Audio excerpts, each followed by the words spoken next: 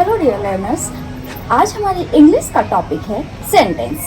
Sentence मतलब a group of words that makes a complete sense is called sentence. Group कुछ शब्दों का ऐसा समूह जिसका कुछ सेंस बनता हो, ऐसे नहीं आधी अधूरी बात, उसे हम कहते हैं sentence. For example, I am a boy, मैं एक लड़का हूँ। पूरी बात हमें समझ आ रही है। अगर हम इसे इस तरीके से कहें कि आई एम अ, मैं एक, क्या नहीं समझ आया ना?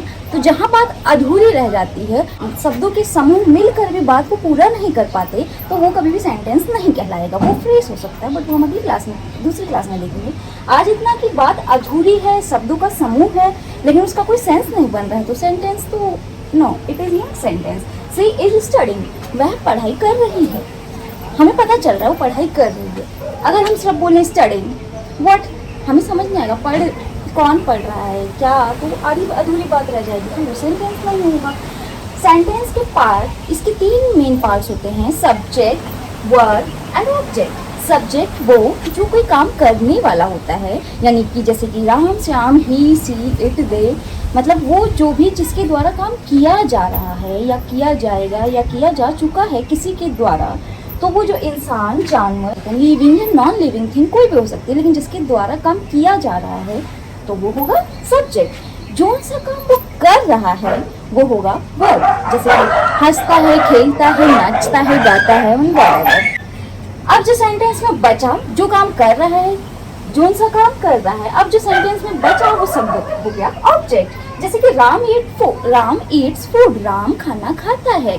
राम जो कि काम करने वाला है इज सब्जेक्ट। क्या काम किया जा रहा है उसके द्वारा? खाना खाया जा रहा है, तो ईट्स इज वर्ब। अब जो बचा सेंटेंस में वो ऑब्जेक्ट। जैसे ही इज वॉकिंग, वह चल रहा है, तो ही कौन हुआ?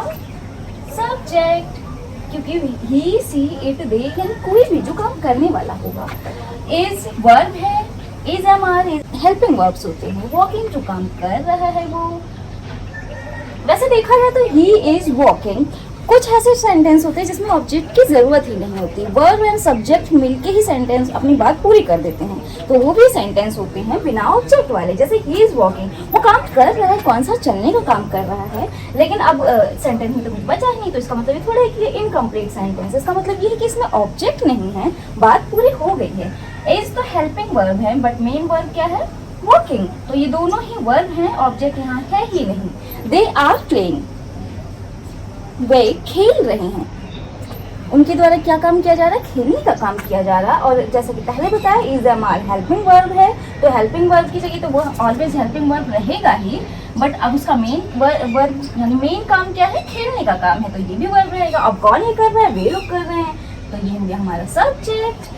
जान लिया सेंटेंस क्या होता है, उसमें सब्जेक्ट, ऑब्जेक्ट और वर्ब क्या होता है। आपके लिए होमवर्क, इसे ट्रांसलेट करना है, सिंपल सेंटेंसेस हैं और उसमें सब्जेक्ट, वर्ब और ऑब्जेक्ट बताना है। ध्यान रखना, कुछ ऐसे सेंटेंसेस होते हैं जिसमें ऑब्जेक्ट नहीं होता है, काम कौन कर रहा है और क्या कर रहा है उतने में सेंटेंस पूरा हो जाता है।